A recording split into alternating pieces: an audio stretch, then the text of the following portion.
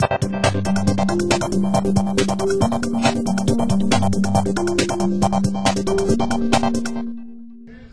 if you think this election is just like all the others, think again. From Prop 8 to the race for Texas Sheriff to Obama-McCain, this election is said to be the biggest ever in LGBT community history. I'm standing here tonight in Bishop Arts District in Oak Cliff amongst hundreds of Democratic supporters, and you know what? It's only moments away before some of the biggest news in our nation's history is revealed.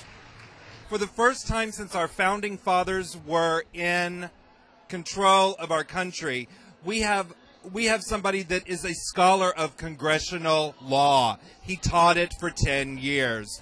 The man knows the Constitution. He will not trample it like it has been trampled the last 8 years, as we've all stood by and watched. Dignity is going to be restored to the White House and to our country. And I know the whole world is rejoicing right now because they finally have someone that can talk to them and that will talk with them. I mean, it's huge, and I've been getting so emotional over the last few minutes just because I was so battered by the last election 4 years ago because I got so invested in it. And so this time I kind of kept tried to stay a little more detached, and tonight it all just like blew wide open. Let it loose, sister, let it loose. Being a lesbian, it means the world. It means that I feel like I have support in the highest office, in the land, and also it's just a historic occasion, and I'm proud. I don't have a pipe dream philosophy that everything's going to be perfect, but we certainly have the candidate in office that is going to support the gay community. It's a historic moment. The first African-American president was just elected. I mean, it's an exciting time. Everybody's together, and I'm excited about the things that he's going to do for the economy now. And when you look out, do you think that you see a future of change? I do, because as for myself, I didn't vote in the last election because I was tired of the Bush administration. And I was like, okay, who cares? We're in Texas, it's all about red state. No, our vote doesn't matter only for, judges and, sheriff and whatnot. But just to look out here and see all the supporters, and even hearing on the, NPR and whatever, this is the biggest turnout for voting. It's overwhelming emotion, and just hearing it on the radio, seeing it on CNN, and then seeing all those Obama supporters at Grant Park in the very beginning. Not to sound like a crybaby, but I teared up, and I was like, oh. It is emotional. It is.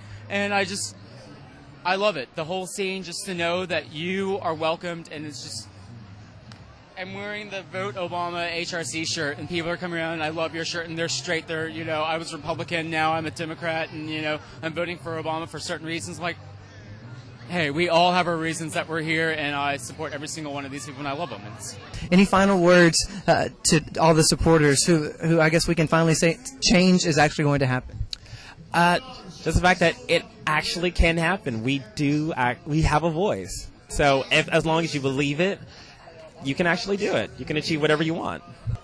It doesn't matter if you're gay or straight or whatever, you should have equal rights. And for him, as a constitutional law professor, that's important to him. So many people are saying that this election is the biggest in our nation's history, not only for the LGBT community, but for all other communities as well. Do you agree with that statement, and why?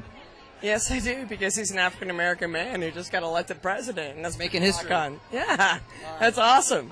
I'm looking for a collective consciousness, raising the collective consciousness of the world, and people realizing that it's not us versus them, that as a world we have to come together, and if I hurt, you hurt.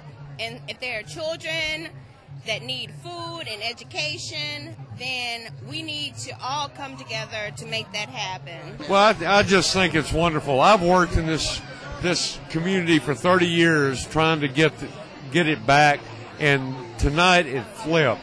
And I'm so proud that we have finally gotten the Republicans out of the White House. I mean, Barack Obama is a wonderful man. He's going to do a good job, and I couldn't be more ecstatic. Okay, one last question. What do you plan to do in the next year or so to not only help the LGBT community, but the Dallas community? Well, I will continue doing our patrols and interacting with the LGBT community to see what I can do to be of service, and just making myself available not only to the LGBT community, but Dallas in general. Well, I think we were targeted from the very beginning. not only because of being a Democrat, but of course who I am. And the Dallas County voters were smart enough to realize that it's more about doing a good job than who you are. Right. Now, you're making history, potentially being the first countywide official, being reelected, being openly gay. What does that mean to you? Well, I think when I get some rest, I'll be able to tell you. But right now, it's just neat that we have so much support. I think the gratitude is all about the people who have supported me. It's all about look at this crowd. They're all Democrats, and I can just about reassure you that everyone in this crowd voted for me. And that's what it's about. It's about doing the right thing and standing up for your responsibility and continuing to do what needs to be done. No matter what people call you or what they say to your face, we need to stay steady and just do the right thing. Well, as you can see and probably hear from behind me, the time has most definitely come for change. So what are you going to do about it? If you have any entertainment news suggestions, shoot us an idea at dvtv@dallasvoice.com. From the local scene to your computer screen, I'm Brad Pritchett.